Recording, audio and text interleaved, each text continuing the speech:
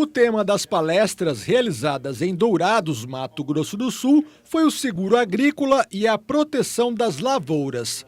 O evento teve a participação de representantes de cooperativas, revendas de insumos e empresas de planejamento.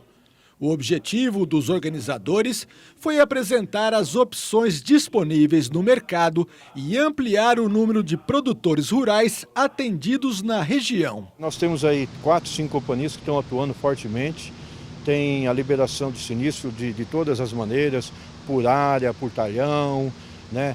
Tem aquelas que pedem nota fiscal de consumo, nota fiscal de sementes, tem uns que não pedem isso, que já libera, só vai o perito lá, já faz a liberação.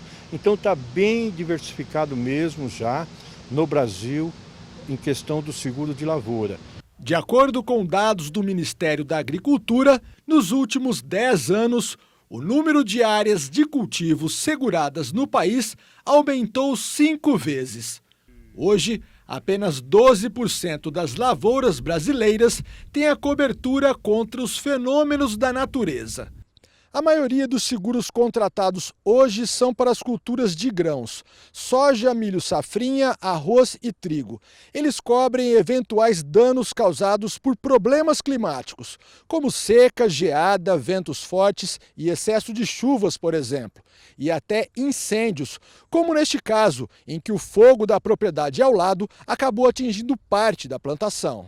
Para diminuir os riscos e garantir a oferta de produtos agrícolas no mercado, existe uma subvenção do governo federal disponível para custear o seguro. A subvenção ela pode cobrir de 35% a 45% do custo do seguro. Então, se nós imaginarmos um seguro que tem um custo de R$10 mil para o produtor rural, o governo pode custear de R$3.500 a R$4.500 desse seguro.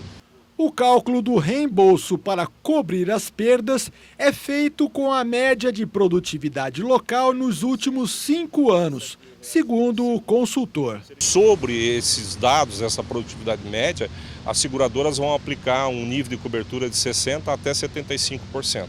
Então, dando um exemplo prático aqui para os telespectadores, se você tiver um município com um histórico de 50 sacos de soja por hectare e ele contratar um seguro que cobre até 70% do nível de cobertura, ele vai estar assegurado 35 sacos por hectare. Ou seja, se em função de um evento climático o produtor colher menos que 35 sacos por hectare, ele passa a ter direito à indenização. Vale lembrar ainda que o seguro agrícola não está mais apenas veiculado aos financiamentos bancários e créditos de custeio de safra. Se o agricultor planta com recurso próprio, ele pode buscar um corretor de seguros que possa vir oferecer o seguro da lavoura dele. Mas é muito importante o telespectador saber disso, que o seguro agrícola não está necessariamente atrelado ao financiamento. A contratação deve acontecer antes do período de plantio. As seguradoras cobram de 6% a 8% do valor segurado. Se nós levarmos em consideração a subvenção do governo federal, o custo hoje ele está entre 1 a 1,3 sacas por hectare. Então veja bem, Porto, se o agricultor colhe em média, digamos aí, 50 sacos por hectare e ele paga um saco, tá? O que ocorre? Nos próximos 50 anos, se ele pagar um saco de soja por ano, e não tiver sinistro, ele pode falar, não compensa. Quem vai garantir que nos próximos 50 anos, isoladamente num ano ruim, ou na somatória de anos ruins, ele não vai ter uma perda total da lavoura dele?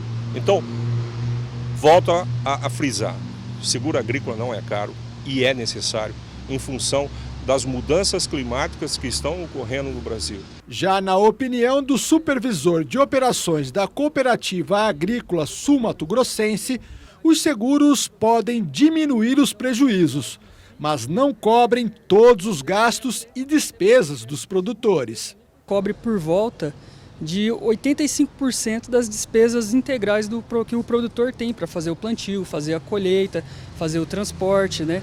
Então, o que a gente pensa é assim, hoje, pelo nível de cobertura que a gente tem hoje na contratação dos seguros, que você pode ver que tem uma média, então, com essa média do IBGE, que é aí que eles aplicam o nível de cobertura, que hoje para nós está girando em torno de 60%, 65%, então teria que ser no mínimo ali uns 90% da média para a gente chegar próximo. Então o que acontece muitas vezes quando você tem uma perca total, uma perca geral da lavoura?